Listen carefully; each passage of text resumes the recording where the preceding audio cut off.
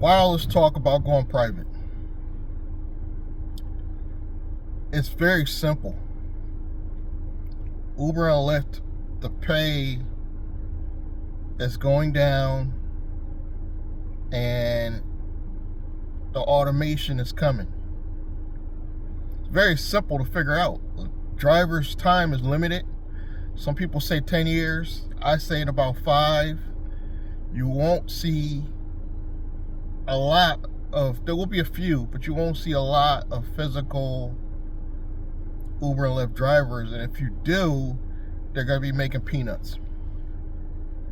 They're going to be making peanuts. You will see private limousine services, taxi companies are still around, but probably they'll convert over to Uber and Lyft. Some of them already are.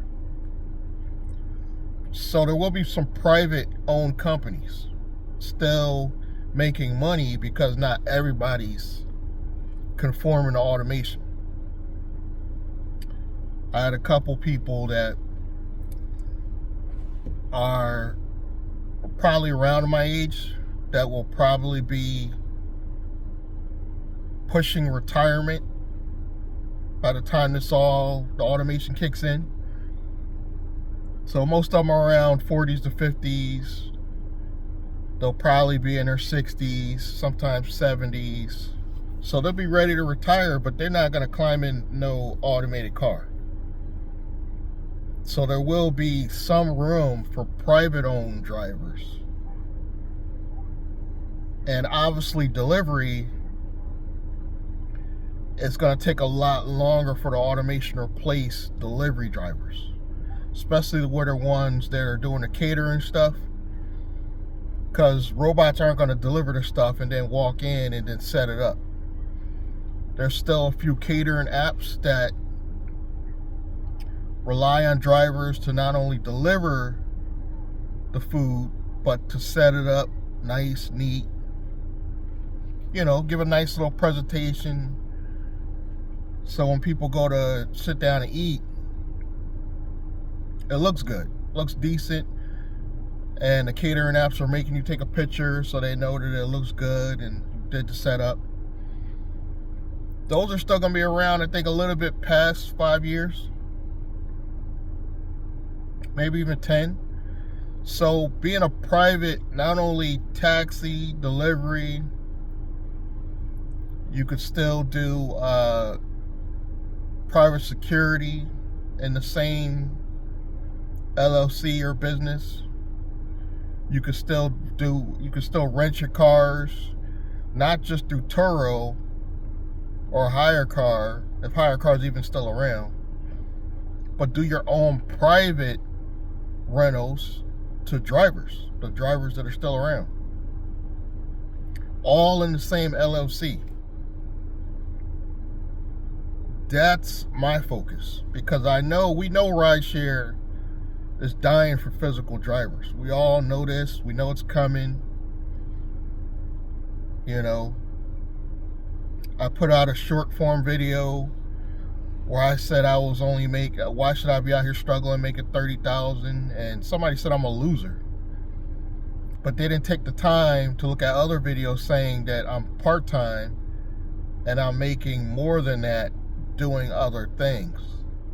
Is instantly called me a loser. It was only one person, but the ignorance of some people when you're trying to give them ideas, they want to call you names and call you ignorant. And that short form video actually got like 1,500 views, and out of those 1,500, only got really one nasty comment, and that probably was it. So I could say it did pretty well on my Nice Guy Driver channel. So I'm not tripping that somebody said, one person said something negative. That's gonna happen. But the nerve of some people when you trying to spark their imagination, give them ideas, because rideshare, the pay is never going to get better. It's never going to get better. And there's some, believe it or not, there's a few drivers in the world that are happy with the pay because they love it so much. They actually like rideshare. They might be a teacher during the normal business time of year. And then in the summer, they might just do driving. They just might enjoy it and not so much care about the pay. And they don't even do the math to figure out that they're driving way more miles and getting paid only 50 cents a mile or whatever. They might not care about that stuff, believe it or not. I'm talking to the ones that care. That's the only reason why I went part-time. I just refuse to destroy my car even faster. And then somebody else said on one comment one time, yeah, but you whipping that bullshit, is exactly how they said it. Because I don't have a BMW or a Mercedes or a Lexus. Those things take more gas. And they still don't pay shit on the apps. Why would I go out and get something nice for rideshare? If I were to go out and get let's just say I had the money to go out and get something really nice, BMW X5, I would not put it on the platform. I would not. That would destroy it. Even part-time, I would not put it on the platform. I would do private driving only in that particular vehicle, but I would not put it on the platform. Uber and Lyft is not even good for luxury levels anymore. This is what I'm seeing. You could just Google it. You could go on YouTube and figure this out on your own. But every tier pays worse than it did the year before. Black, Comfort, XL. The pay's going down and the customer prices are going up. So it doesn't matter what tier you put your car on, you're gonna get paid less than you did the previous year. Now here's what the apps are relying on. They actually rely on this. This is very important for you new drivers to understand this. They rely on new drivers to come on a platform because you have no clue what the drivers used to get paid. You have no idea. So when you're seeing these shitty offers, I just got one today, $3 from Lyft, $3.16. Every time I see that, I'm like, Lyft, nobody's moving their car for $3.16. Nobody should be moving their car for $3.16. I don't even care if it's your next door neighbor. I would not get in my car, pick up even my neighbor for $3.16. Now maybe $4 to $5 to the corner store, yeah, that you might. But when I see anything under $4, I just think, what are these people that built this app even thinking? What are they thinking? Some of you won't even move your car for $5, less than $10. You know, it depends. Private driving, if I do a private ride for somebody, I probably would not even start up my engine for less than $10. But on the apps, you won't be starting your car all day because that's the offers you're getting, is less than $10 all day long. Literally one day, I sat and counted. I would say 90% of the offers were less than $10, and they should have been paying like at least $20, at least minimum. They were miles away. There were so many miles away. There was so much, you had to go through so much traffic. It was ridiculous. From New Britain, Connecticut, to Bradley Airport, they should not be offering no $10 to $15. That should be bare minimum $20 to $25 minimum. Minimum. You know, I forget how many miles it is, but with traffic, you're looking at over 30 minutes away. You know, I just happen to remember the amount of time more than the miles. But from New Britain, Connecticut to Waterbury, I know that's another about 25 to 30 minutes. And you'll get a lot of times you'll get an offer for less than $20 to go there. Now I know some drivers take these rides, but they're usually new. They're usually new drivers, and they have no clue that literally just last year we used to get no less than like $25 to go from New Britain, Connecticut to Waterbury. Even when there wasn't traffic, we used to get that offer. I used to get easily offered $27 from New Britain, Connecticut to Bradley Airport. And on top of that, you usually get a tip. And then as drivers, you're more likely not willing to even get out of the car and unload these people. Maybe at the airport you still do it, but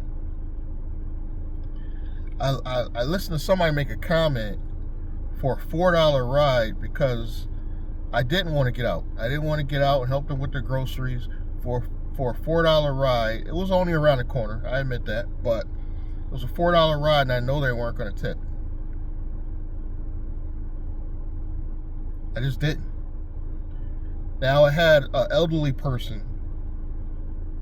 Yeah, I did help her because I felt bad for her for like a $6 trip. But that $6 trip easily should have paid like 10 to 12 bucks. And I didn't complain. I helped her because she was elderly. But if you're younger than me, no, I'm not getting out of the car for less than $10 to help you with your bags. You know, I'm just not.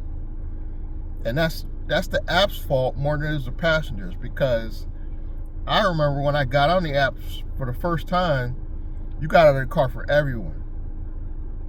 But that was like in 2018, early 2018. We were getting paid better. We were getting scammed then, but we were getting paid more than we get now.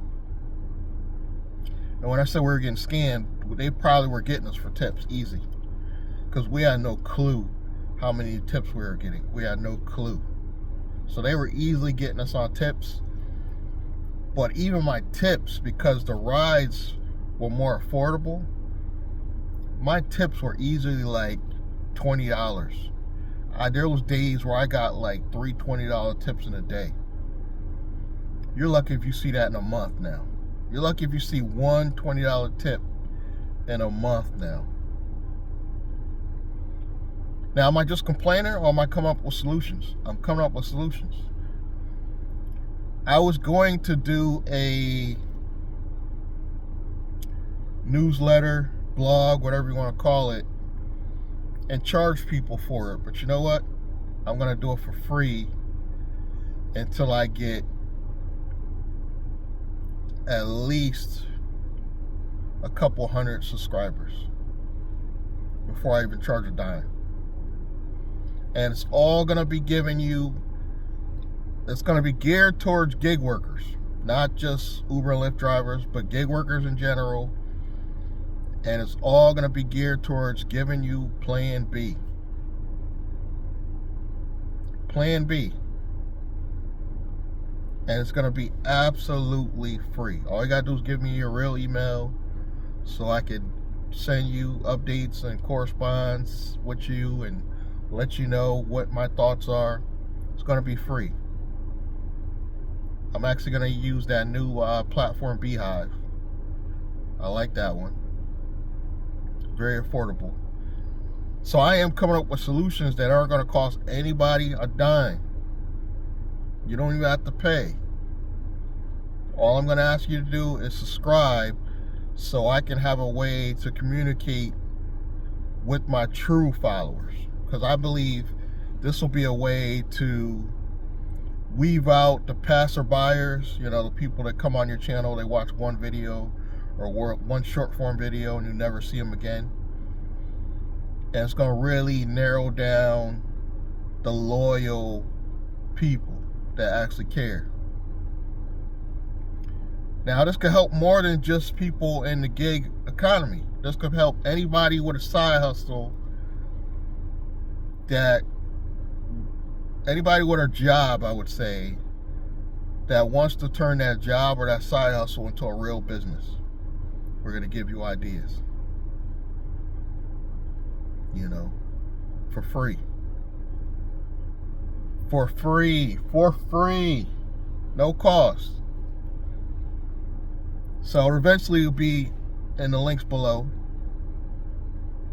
I have a free platform now, but this one's going to be geared more towards gig workers, because I feel a sense of a bond with gig workers in general.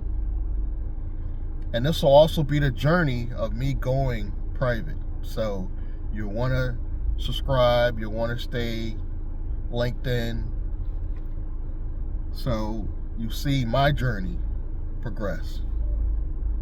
I'm going to be giving free stuff out, like business ideas, business names. God forbid if we get a good insurance company, I will be promoting them with this platform. So I'm trying to give back, because I feel that a lot of people, and at least in Connecticut, don't give a damn about drivers. We supposedly got these co-ops in Connecticut. I don't see where they're helping out drivers, really. I really don't. They're not coming out with no ideas to build an app. They're not giving any good solutions. And some of them have blogs and newsletters. I don't see where they're offering their solutions. All they do is ask for donations. So this is my way of giving back. This is going to be my way of giving back. And I think I'm going to go home today. I already got a idea for the name. It's going to be the same name that my private business is going to be eventually. So look for that. And I do already have a spot where you can get grants, a real place that you could find grants, not one of those places where you just Google and you get all these random scams. Not those. This is a legitimate place where you can find government grants. Because once you get really all you gotta do is get your LLC and everything established, and you can start receiving grants right away. And a good grant, for even a few thousand, could be life-changing for a struggling Uber and Lyft driver in this rat race. So the grant link is already definitely underneath the video right now. So I have that. I'll probably put more grant opportunities. And this is not grant opportunities you got to pay for. It's not like that. You don't have to pay for anything. Obviously, there will be a certain level that you pay for, and then they'll do stuff like help you write your grant and all that stuff, but you don't have to. This is going to give you updates on the latest grants. A lot of grants still available. I'll be honest with you, with the new administration, I thought all the grants were gone. I'm not going to lie to you. I thought all the grant opportunities with this new administration was gone. There's still some out there. Thanks to nonprofits. There's other nonprofits giving out grants. We're going to see less government funded grants probably with this new administration. But, because regardless of who you voted for, Democrats gave out a lot of money under Obama and Biden. They gave out a lot of grant money over the years because I've received a lot. So, but there's still opportunities. And you don't have to be a gig worker. There's opportunities for you if you want to start any business. Any business, there's opportunities. I would say specifically for minorities, there's more opportunities, but for anybody, any nationality. And if you are a white male and you want to take advantage of a minority-backed grant, partner with somebody that's a minority or a woman. There's nothing wrong with that. Unless you're racist, then you might have a problem with that. But if you're not a racist and you want to take advantage of a specific minority grant, partner with the minority. I'm available. Anybody want to partner with me to get some grant money to do a specific thing or task or job? I'm available. You know, I'll leave my email somewhere. But I'm not giving up hope that, honestly, I'd be happy if I just helped 10 people a year come up with ideas to get out of the rat race. And when I say the rat race, not just rideshare, but when I was in retail, that was the rat race for me. I think being a business owner is probably the best thing for anybody, is to become an entrepreneur on the side. Keep your job, because I quit my job too soon. And I'm willing to admit that. Way too soon. Keep your job, start your side hustle or your business, get some grant money. You can't rely on the lottery. You know, you have a better chance of getting a grant than hitting the lottery, in my opinion. I'm just saying. Definitely a better chance of getting grant money than hitting the lottery. And I'm living proof. So there will be hope for us in the future. You got to start your plan B. You know, I know 5 years feels like forever, but 5 years is going to be like this. The last 5 years went by like, think about the last 5 years. Regardless how young you are, 2020 to 2025 blew by like this. If you had an LLC set up or a corporation set up, and to get the maximum amount of loans, grants, money for your business, they want you to be in business only 2 years. 5 went by like this. Your credit don't have to be great. You could get grant money with a bad credit score. You can get loans and lines of credit with like a 640, 650. You don't have to be 700-800 credit score. You don't. I got my EIDL loan and 2 grants and legally got the PPP, all from being an Uber driver, and my credit score at the time was 575. Think about that. 575 credit score.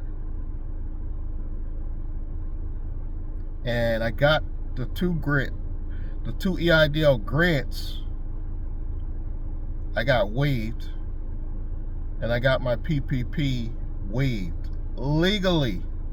I didn't have to scam anybody. Legally. And I talk about that on one of my finance channels. And I break down how I did all that on my Blaine Drake channel, if you want to check that out. Legally. So if you want more, hopefully good news for gig workers, subscribe to the channel. It ain't all bad news. Like, subscribe, positive comments, even though negatives help. Negative comments still help, but positive comments, click the bell icon, and I'm going to see you guys in the next one. Thank you.